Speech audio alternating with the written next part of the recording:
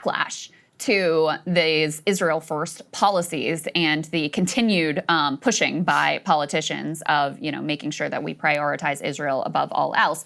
So let's start with this. There's a Wisconsin town hall, a Republican representative by the name of Bryan Steil, who is just aggressively booed to the point, and people are outraged over his support for the genocide in Gaza, to the point that he has to actually leave the event, shut down the event and leave. Let's go ahead and take a listen to a little bit of that. People have a right of free speech. 2 million people in Gaza starving. What do you have to say about that, Bryan Steil? I have to say, shut up. 2 million people. Whoa.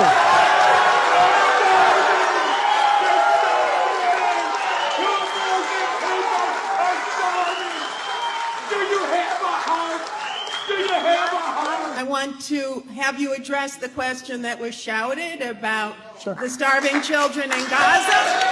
To me, the easy answer to address this crisis is for Hamas to surrender and release the hostages. That ends the war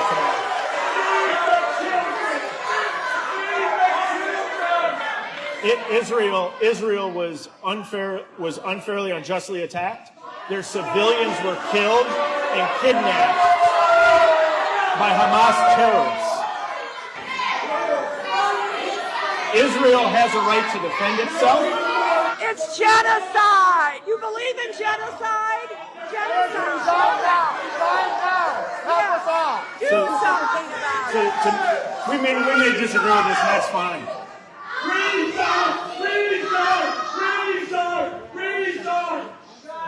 Who is your president? Thank you, ladies and gentlemen, for coming tonight. So we're going to close it off here because there's no point in continuing. I appreciate everybody coming out tonight. Doesn't mean that everyone only agreed with me. I know there's a lot of people that did agree with me. I thank you down here. As well. And look forward to seeing everybody again soon. Everybody have an absolutely wonderful night. Feed the kids!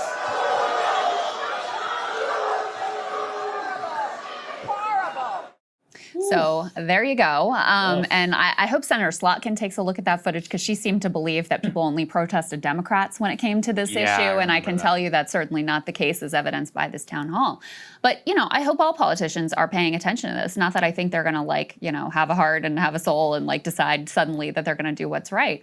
But just in terms of a cynical political calculation, this issue has become much more important than ever, even I would have thought. And it's because if you are still in, August 11th, 2025, out here just going through the Israel has a right to defend itself and release the hostages and saying the same things that you've been saying for almost 2 years at this point, the public is not buying it.